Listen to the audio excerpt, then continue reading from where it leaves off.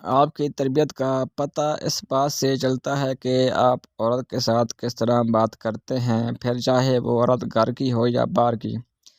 محبت کو کچھ عرصے بعد ٹوٹی ہوئی جوتی کی طرح گھسیٹنا پڑتا ہے۔ یقین مانو، محبت عمریں نہیں دیکھتی، اسے امیر اور غریب ہونے سے کوئی فرق نہیں پڑتا، اسے چھوٹا بڑا، شادی شدہ اور غیر شادی شدہ ہونے سے کوئی فرق نہیں پڑتا۔ یہ صورتوں کو نہیں دیکھتی، بلکہ ایک بات دل میں اترنے کی بات ہے، پھر وہی خوبصورت بن جاتا ہے۔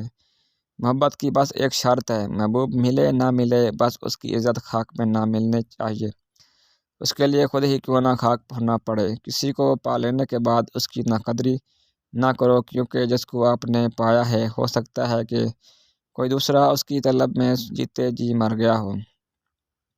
کبھی کبھی ہمیں خود کو بدلنا پڑتا ہے، عادتیں بدلنی پڑتی ہیں، ہمیشہ کے لیے محبت کرنا بھی ہمارے بس میں نہیں۔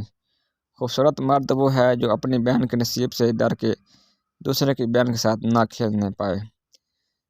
کئی مردوں کی زندگی میں عام سی بیوی بھی بہت خاص ہوتی ہے، اور کئی مرد خاص کو بھی عام بنا دیتے ہیں۔ مرد کو ساری دنیا کی بادشاہت بھی مل جائے، لیکن اگر اس کی زندگی میں عورت نہ ہو تو وہ بھکاروں سے بھی برتر ہے۔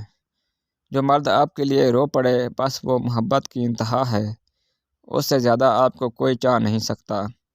آدمی کی فطرت ہے، جب اسے کسی عورت سے سچی محبت ہوتی ہے تو اپنی عزت مانتا ہے، پھر وہ اس بات کا خیال رکھتا ہے کہ کوئی نامحرم اس کے نزدیک بھی نہ پٹکے، اور کو یہ نہیں سوچنا چاہیے کہ یہ شک کرتا ہے، بلکہ اسے اپنے مرد پر فخر ہونا چاہیے۔ شکریہ۔